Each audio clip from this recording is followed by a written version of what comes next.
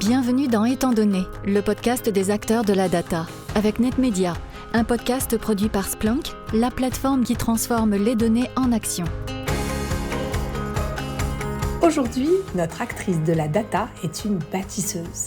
Sa carrière, loin de suivre une feuille de route bien définie, ressemble à une pelote qui se déroule. Guidée par sa soif d'apprendre, elle prend d'abord la voie de la prépa et de l'école de commerce, mais en fait, ce qu'elle aime par-dessus tout, ce sont les chiffres. Elle bifurque alors dans un cabinet d'audit où elle se plaît à vulgariser et résoudre les problèmes complexes. Elle poursuit sa carrière au commissariat aux comptes sur la gestion de risques opérationnels et financiers. Elle touche ainsi à la cybersécurité. Puis, par sa spécialisation, elle devient naturellement experte sur les marchés financiers, toujours sur la partie risque. Elle se rend bien compte que la matière première de toutes ces expériences, c'est la data. Pourtant, à l'époque, les données, ce n'est pas très sexy, pensez mise en qualité de colonnes et de lignes. Pas grave, elle aime les chiffres et elle aime prendre des risques. Pour elle, la data, c'est l'avenir de l'entreprise. Elle est prête à construire des rôles, des process et des modèles autour de la donnée. En fait, elle ne s'arrête jamais de construire. Pour se détendre, elle construit de ses mains. Il n'est pas rare de la voir passer un pinceau dans la maison, jardiner, tricoter, fabriquer des rideaux ou cuisiner pour sa petite famille. Une famille qu'elle emmène l'été, lors de ses vacances en vélo, en mode cyclotourisme. Respect de la planète oblige. Curieuse, libre, avide d'apprendre, la feuille blanche ne lui fait pas peur, bien au contraire. C'est peut-être pour ça qu'elle fait partie des 100 Data Activators dans le monde, un prix qui reconnaît les leaders des données qui font des choses remarquables pour leurs entreprises. Dans la sienne d'entreprise, elle aime appliquer un management humain, bâtir dans la durée et développer ses collaboratrices et collaborateurs. Ah oui, car notre invitée est aussi la Chief Data Officer de la Société Générale. J'ai nommé Christina Poirson. Merci Anne Guénéré pour ce nouveau portrait de notre invitée. Je rappelle que vous êtes directrice commerciale chez Splunk et que vous restez évidemment avec nous, comme dans chaque numéro de ce podcast, pour vos questions. Bonjour Christina Poirson. Bonjour Bertrand Lenôtre, ravi d'être avec vous et merci beaucoup pour ce portrait. Merci d'avoir accepté notre invitation. Dans Étant donné, nous allons parler avec vous de qualité et de conformité de la data, mais aussi de contraintes réglementaires et de responsabilité, entre autres. Pour commencer, est-ce qu'on peut dire que la culture de la data est dans l'ADN même des métiers de la banque ? Ça, je pense qu'on peut le dire sans aucun problème. Société Générale, c'est depuis 1864 que la banque a été ouverte. Et en fait, dès l'ouverture du premier compte, on a besoin de connaître notre client, ne serait-ce que d'avoir son nom, son adresse. Donc, dès le départ, on avait besoin de données parce que c'est vraiment comme ça, quand on connaît bien son client, qu'on peut l'accompagner dans ses projets de développement. C'est comme ça qu'on peut lui proposer les meilleurs produits pour son crédit, pour son épargne. Et vraiment, pour nous, c'est indispensable. Et donc, je pense que la donnée est vraiment dans l'ADN de tous les métiers de la banque. Après, c'est vrai que c'est pas parce que c'est dans notre ADN qu'il faut pas promouvoir la culture data. Ça reste un point important de notre feuille de route et je pense que comme toute entreprise, c'est pas parce qu'on a l'habitude de travailler avec les données qu'on est forcément conscient de toute la responsabilité qu'on a avec ces données. Le secteur de la banque est en pleine mutation avec l'avènement des banques en ligne et des néobanques. Plus d'un Français sur 10 est client d'une banque en ligne aujourd'hui. La data, pour mieux connaître les clients, leur offrir un service adapté et innovant est donc indispensable dans le paysage concurrentiel actuel. Pouvez-vous partager avec nous quelques cas d'usage concrets de la façon dont la data transforme vos processus et vos services aux clients ? Alors, la data, elle transforme radicalement, mais en fait, ce qui est vraiment étonnant, c'est qu'en fait, un des effets de la crise sanitaire a été l'accélération de l'usage digitaux sur tous les segments de la clientèle. Et finalement, les données, l'intelligence artificielle, elles sont en train de remodeler complètement le secteur financier. Et en fait, nous, l'utilisation des données, l'intelligence artificielle, on a 4 grands domaines. Le premier, c'est la personnalisation, parce que c'est vraiment important pour nous d'offrir à nos clients la meilleure expérience possible avec finalement des produits, des conseils personnalisés, des recommandations personnalisées. Et je peux vous donner quelques exemples. On a mis en place un outil qui s'appelle Investor Profiling. C'est un outil de gestion relationnelle qui permet une recommandation en fonction du profil et de l'appétence du risque et du comportement du client. Donc ça permet quelque part de pouvoir vraiment répondre très particulièrement sur les besoins du client. Mais on utilise aussi les données pour être plus réactif, pour être plus rapide, pour mieux comprendre les demandes de nos clients, quel que soit le moyen de communication, que ce soit à l'écrit ou à l'oral, vraiment être plus réactif et vraiment être en complément de l'humain. Là, on a été un des premiers à être vraiment dans le domaine des assistants virtuels et on a un chatbot qui est accessible 7 jours sur 7, 24 heures sur 24 depuis le site de l'application Société Générale. Et Sobot, c'est comme ça qu'il s'appelle, ça permet de répondre aux clients avec des premières réponses personnalisées au quotidien. Quel est le solde de mon compte? Est-ce que je peux faire un virement? Et voilà, et on l'enrichit en permanence et c'est vraiment en complément de nos conseillers qui sont là au quotidien pour accompagner nos clients. Après, les données, l'IA, c'est aussi de l'efficacité, parce que aujourd'hui, on s'aperçoit qu'on peut optimiser nos processus, on peut vraiment fiabiliser des zones sur lesquelles on a besoin d'automatiser, par exemple des tâches très répétitives, sans valeur ajoutée, pour focuser en fait nos employés sur les endroits où il y a le plus de valeur. Et là, on a développé des services d'analyse et de surveillance automatisés, par exemple sur l'intelligence artificielle, qui permet de couvrir, parce qu'on est une banque, on doit surveiller des communications, parce qu'on traite sur les marchés, par exemple. Et donc là, c'est un système qui surveille plus de 30 canaux de communication différents sur 16 pays, qui analysent 12 langues et 26 langues à l'écrit. Et donc, ça permet vraiment de répondre à nos enjeux réglementaires de façon vraiment optimale. Et puis le dernier axe, je vous avais dit qu'on en avait 4, c'est vraiment de protéger les clients et la banque, parce qu'on a beaucoup de risques potentiellement, et donc on a beaucoup d'exigences réglementaires. Et là, on crée des solutions, et l'IA, ça nous permet d'aller plus loin, ne serait-ce que par exemple avec une application qui s'appelle Défi, qui est vraiment au centre de la lutte contre la fraude. Vous avez peut-être dû le voir, mais potentiellement on suit des opérations sur la carte bleue, et si jamais vous êtes à l'étranger, on va pouvoir dire, est-ce que c'est bien normal d'avoir eu un paiement, par exemple à l'étranger? Et là, on vous prévient, si vous êtes en vacances, pas de problème, il n'y a pas eu de fraude. Mais si vous n'y êtes pas, là, potentiellement, on peut détecter très rapidement une fraude. Donc voilà, pour nous, ça rechange complètement nos services et notre façon d'appréhender notre métier. J'imagine qu'il ne doit pas être facile de trouver l'équilibre entre conformité et besoin business. Vous comparez souvent la data à de l'eau, comme une denrée vitale à l'entreprise. Le robinet doit couler, mais la qualité doit être totale. Ce n'est pas une équation insoluble avec toutes les contraintes réglementaires. Alors en effet, en tant que banque, on doit continuellement concilier en fait ces deux dimensions. D'un côté, le zéro risque. On est un tiers de confiance pour nos clients. Depuis des dizaines d'années, on conserve leurs actifs financiers. Et là, pour nous, c'est indispensable de respecter toutes les réglementations. Et on en a beaucoup. Le secret bancaire, la protection des données personnelles, la confidentialité, tout ça pour nous c'est au cœur de notre activité. Et en même temps, il faut qu'on soit optimal dans le service de nos clients, il faut qu'on soit capable de leur faire une expérience digitale équivalente à ce qu'ils ont au quotidien avec d'autres acteurs. Alors pour nous c'est vraiment cet équilibre qu'il faut trouver. Alors si je reprends l'analogie avec l'eau, ok, vous avez besoin d'eau de temps en temps pour faire le biberon de votre enfant, mais c'est pas la même chose que quand vous avez besoin d'eau pour arroser votre jardin. Vous comprenez très bien que là, c'est pas toujours le même niveau de qualité qu'on attend, c'est pas le niveau de réactivité qu'on attend, parce que finalement, un bébé, ça peut pas attendre.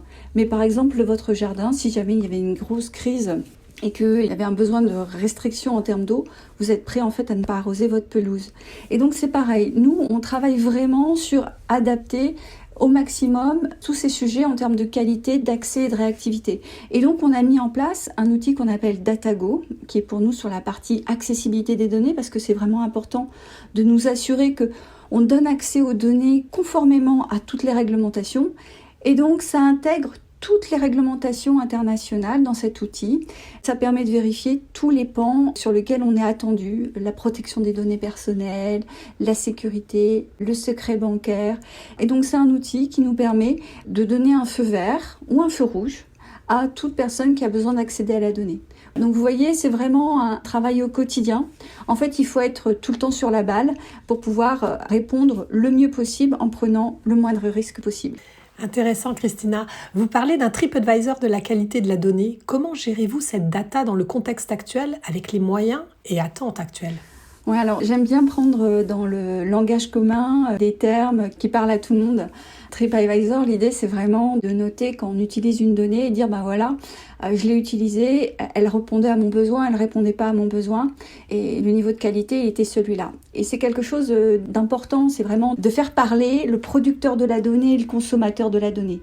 Finalement, ils sont tous les deux à deux bouts de la chaîne et il faut qu'ils se parlent pour qu'on soit bien, qu'on réponde à l'attente que peut avoir un consommateur quand il va utiliser cette donnée. Et il faut que le producteur sache ce qu'il a à produire. On travaille sur cette mise en relation quelque part entre le producteur et le consommateur, mais on s'est dit aussi qu'il fallait aller un cran plus loin Parce que, si je fais une analogie entre un producteur de tomates et un consommateur de tomates, ok, je veux une belle tomate, très bien, mais derrière, qu'est-ce qu'il va en faire ? Il va faire un produit fini. Si c'est un grand cuisinier, il va peut-être me faire un plat merveilleux avec une tomate, avec la donnée. Et donc, c'est là où on pense qu'il faut aussi travailler sur, finalement, la qualité de ce produit fini. Parce que ces données, elles sont là pour des services, elles sont là pour des reporting, elles sont là pour prendre des décisions. Et finalement, ce qui nous importe, c'est pas tant la qualité de la donnée, mais la qualité du produit fini. Et ça, pour nous, c'est vraiment essentiel. Et donc, on est en train de déployer à l'échelle du groupe ce qu'on appelle la Data Quality by Metrics. Et c'est bien l'idée de piloter la qualité du produit fini. Pour nous, c'est important de se dire, ma donnée, elle a contribué à la qualité d'un produit fini. Et donc là, notamment sur tout ce qui est outils de pilotage, reporting, on va mesurer avec un score, on va scorer sur toutes les dimensions nécessaires. Vous savez, une donnée, ça doit être à jour, elle doit être exhaustive, elle doit être fraîche, toutes les dimensions qu'on peut avoir. Et on va finalement évaluer le produit fini. Et je pense que ça, c'est un peu une tendance, se dire la donnée, elle contribue à quelque chose et c'est ce quelque chose-là qu'il faut piloter en termes de qualité. Comment est-ce que vous gérez la transformation de data du groupe Société Générale depuis maintenant 3 ans ? Alors c'est une gestion quotidienne là aussi. Pour moi, c'est des choses assez simples. Pour réussir une transformation, il faut des hommes et des femmes, il faut qu'ils soient experts. Et c'est le choix qu'on a fait de mettre des rôles clés, des experts à chaque étape du cycle de vie de la donnée. Et donc moi je suis CDO du groupe, donc Chief Data Officer, mais je m'appuie sur un réseau de 65 Chief Data Officer et Chief Custodian Officer qui sont dans les équipes IT, qui eux-mêmes ont des équipes qui sont sur tous les métiers de la donnée, le data management, la qualité, la protection, l'usage, la fin de vie. Donc des hommes et des femmes, ça c'est le premier point. Deuxième point, pour assurer une transformation, il faut leur dire où est-ce qu'il faut aller ? Quelle est la direction qu'on veut atteindre ? Et là, on définit une stratégie. C'est vraiment, quelle est la stratégie du groupe ? Nous, on a des axes majeurs, toujours améliorer la qualité, favoriser l'accès, favoriser ce qu'on appelle la démocratisation de l'utilisation de la donnée. Bien sûr, en suivant les règles, comme je vous l'ai dit, on est un tiers de confiance. Donc, une direction. Des hommes, des femmes, une direction. Après, ce qui est sûr, ce qui est important pour transformer, c'est qu'il faut un mandat, il faut des règles à suivre, parce qu'on ne fait pas ce qu'on veut. Il y a quand même des règles à respecter. Après, il y a des outils. Et ça, c'est vraiment important parce que, finalement, il faut leur donner les bons outils. Donc, on travaille sur des fondations techniques, on travaille sur des plateformes data, on travaille sur des plateformes de data science, on travaille sur des outils, je dirais, plus classiques, des dictionnaires de données, des catalogues de données, des outils pour permettre l'autorisation, comme je vous parlais avec DataGo. Et puis après, il y a les résultats. Parce que ce qui est important finalement, c'est de démontrer ce que l'on est capable de faire. Et donc c'est là où on recense par exemple les cas d'usage, la création de valeur. Il faut savoir aujourd'hui qu'on a un portefeuille qui génère 230 millions je dirais, de bénéfices ou de coûts évités réels pour l'entreprise. Et ce sont ces cas d'usage qu'on recense, qu'on peut derrière diffuser au sein du groupe pour communiquer, pour faire du change, pour les embarquer toujours un peu plus loin et toujours plus de monde dans notre aventure parce que c'est une transformation profonde de l'entreprise. Et donc, il faut vraiment que finalement, ce ne soit pas juste les experts au départ data, mais les experts IT, l'architecture, les experts métiers. Enfin, il faut vraiment que ce soit une transformation massive de l'entreprise parce que c'est vraiment une transformation culturelle de voir et de travailler avec des nouveaux modèles et des nouveaux processus. Christina, vous demandez à vos collaborateurs, à tous les collaborateurs de la Société Générale d'ailleurs, d'être data responsables. Qu'est-ce que ça veut dire concrètement ? Comment est-ce qu'on dépasse les réticences ? Comment est-ce qu'on invite la data dans le quotidien de chaque collaborateur ? Alors, data responsable, c'est comme quand on dit vous êtes éco-responsable en tant que citoyen, c'est tout simple. Moi, en tant que citoyen, respectueuse de la planète, quand on me dit attention, il y a un pic de pollution, je prends mon vélo. J'ai un compost dans mon jardin, par exemple. J'ai aussi, je fais des gestes avec mes robinets pour éviter d'avoir trop de dépenses d'eau. Bon, voilà, ça c'est moi en tant qu'éco-responsable. En tant que data responsable, au sein de Société Générale, ce qu'on invite, c'est que chaque collaborateur connaisse les petits gestes qu'il a à faire ou les grandes actions pour permettre à Société Générale d'être data-driven.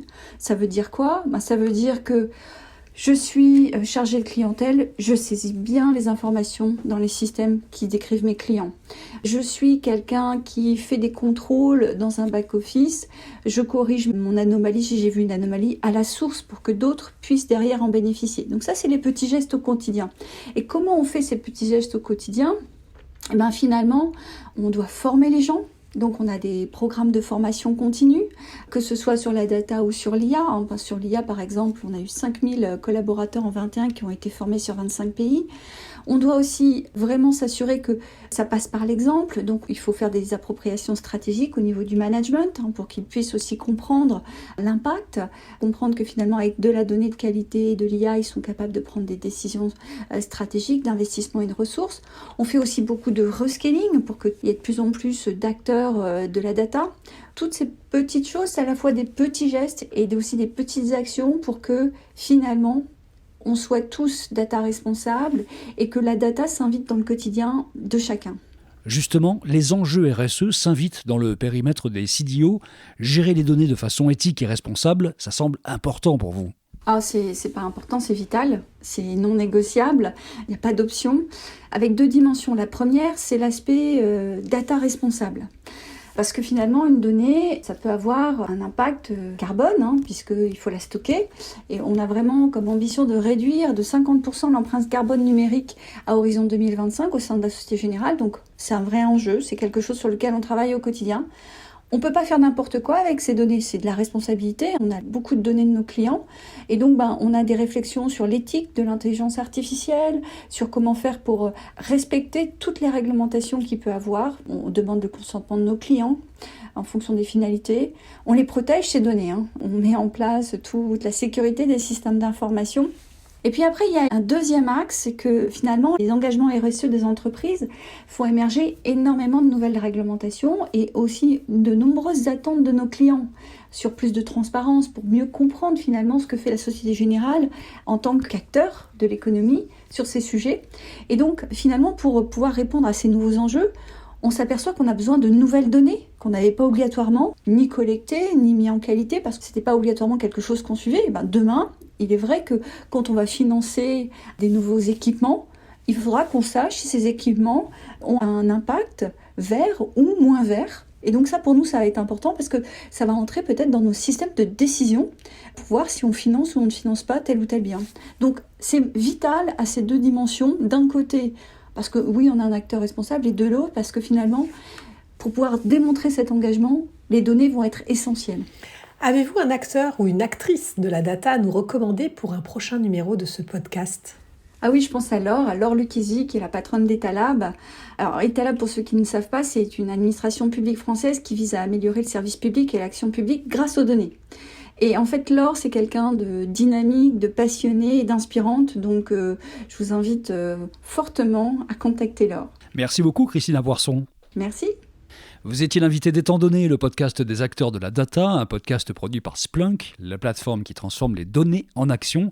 Merci à notre portraitiste Anne Guénéré, à Audrey Williard et Thierry Bertuca de Splunk pour la production, l'écriture et l'accompagnement éditorial de ce podcast. Merci à vous de nous avoir suivis. Je vous rappelle que vous pouvez retrouver l'intégralité des épisodes sur toutes les principales plateformes de podcast. Alors n'hésitez pas à nous distribuer des étoiles et surtout à vous abonner.